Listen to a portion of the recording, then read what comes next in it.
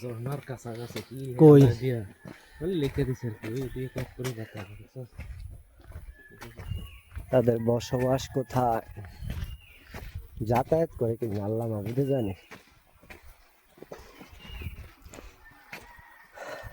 পানি নোংরা করে মোটর পানি করে করতে কয়েকটা বাড়িঘর আছে একবারে পাহাড়ের মধ্যে।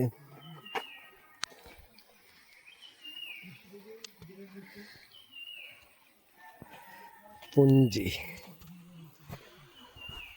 উপরে পাহাড় আর এই হচ্ছে তাদের বাড়িঘর।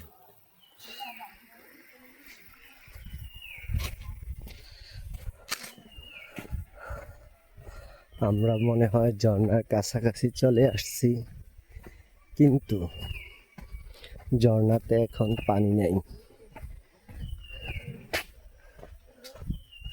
এদিক দিয়ে ঝর্ণার পানিটা আসে আর কি।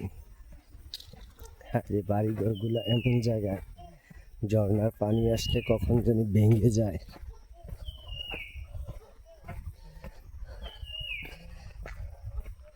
মাদককুণ্ড আসতে এমন একটা খরচ না, তো ইয়ে থেকে কুলাউড়া থেকে জনপ্রতি 100 টাকা হলেই আসা যায়।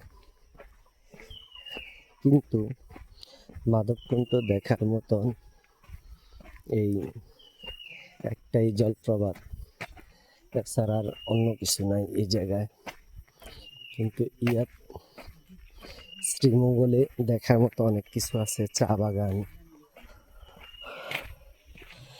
চা বাগানের জন্য সিলেট বা মৌলভীবাজার বিখ্যাত।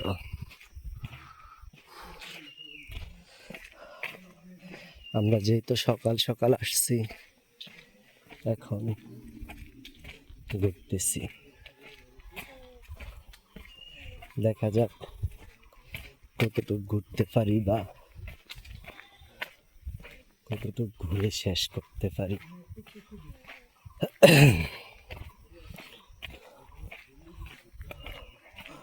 খুব সুন্দর নিরিবিল একটা পরিবেশ, কোলাহল মুক্ত মাদককুণ্ড ইকো পার্কটা।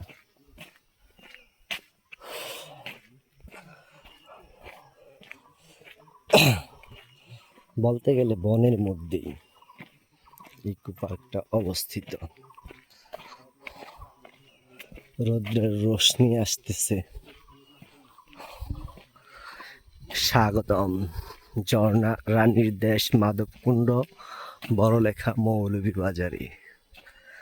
আসবেন, ঘুরবেন।